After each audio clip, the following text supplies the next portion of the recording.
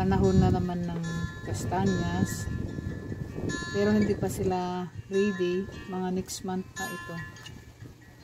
Mahangin ngayon,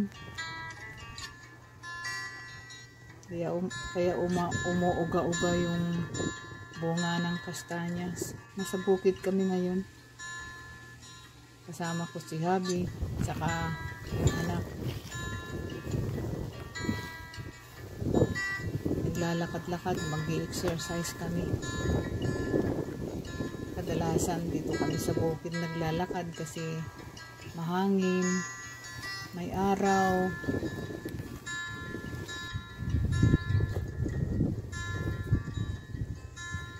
Sabay na rin natitingin ako ng mga nalaglag na walnut. Ayan, mayroon akong napulot na kukunti.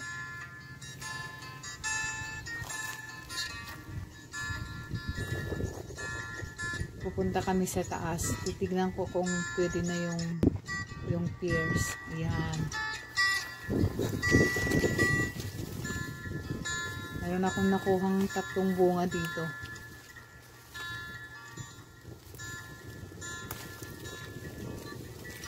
Kukunti yung bunga.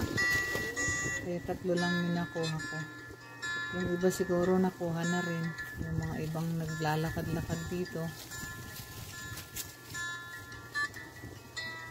Pero hindi pa siya hinog. Kaya hinugin ko pa sa bahay.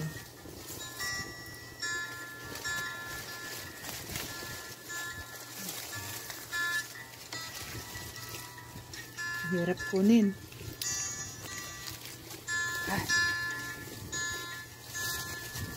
Kasi isa lang yung kamay ko. Ayun, nalaglag pa.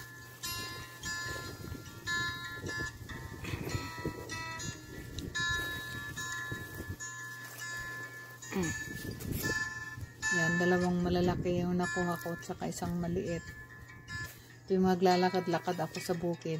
May dala-dala akong bag para halimbawa may makuha akong prutas, yung walnut, ganyan. Itong mga nakahilirang punong kahoy dyan, puro yung walnut saka cherry.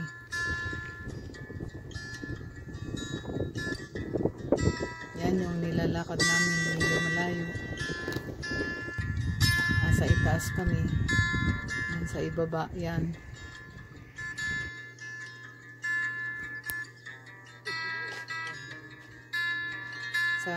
Sa susunod na ay nasa kami ng mansanas. May dala-dala din akong kutsilyo saka yung panungkit kasi medyo mataas siya.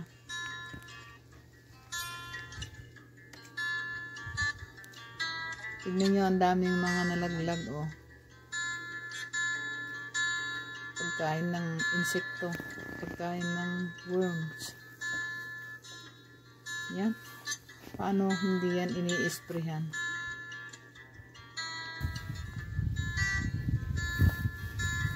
Walang insecticide, kaya walang nag-aalaga. Kaya pwedeng kumuha kahit sino.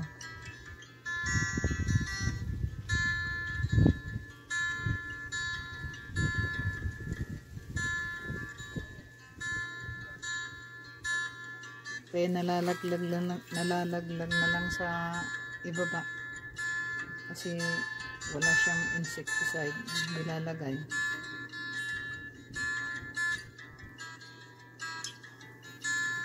Ano na ngayon, may hapon na. Mababa na yung sikat ng araw. Ito naman yung mga mais. Yan, nag-try ako ng isa. Binabalatan ko.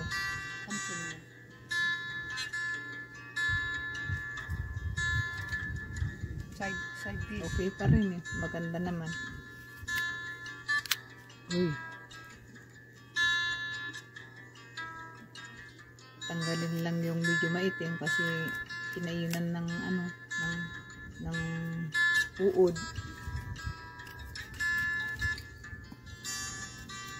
Ano naman yan eh? Nature.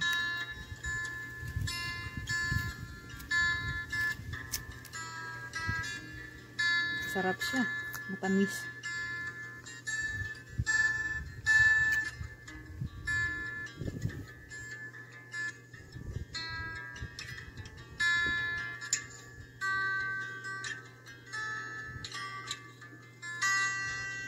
Diyan yung kabahayan namin dito banda.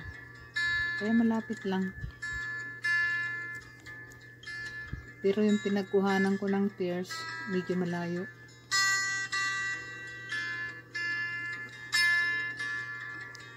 Yan yung panungkit na dala-dala ko.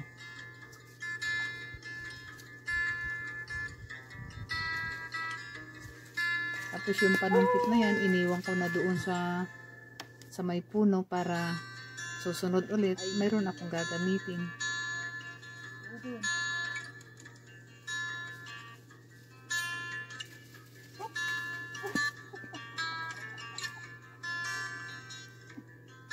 So, uwi na kami nito. Dinala na ni Habi yung supot.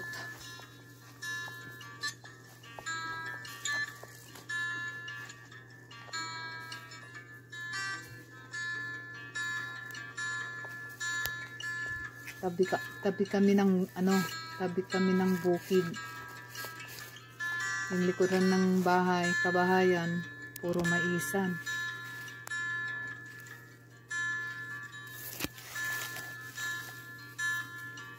Malalaki na, pwede na yan. Pero hindi yung pinakain eh. Pang lang daw yan. Biogas.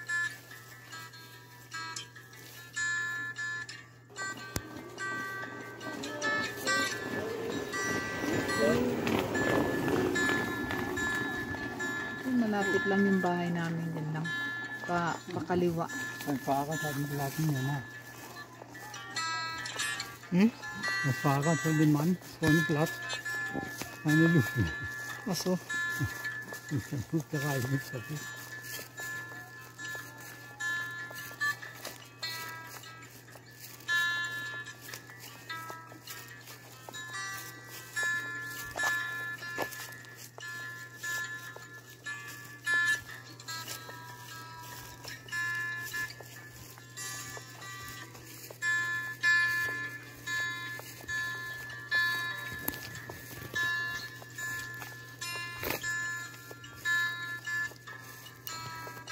Dito na kami. Next time ulit. Dito na yung kabahayan namin.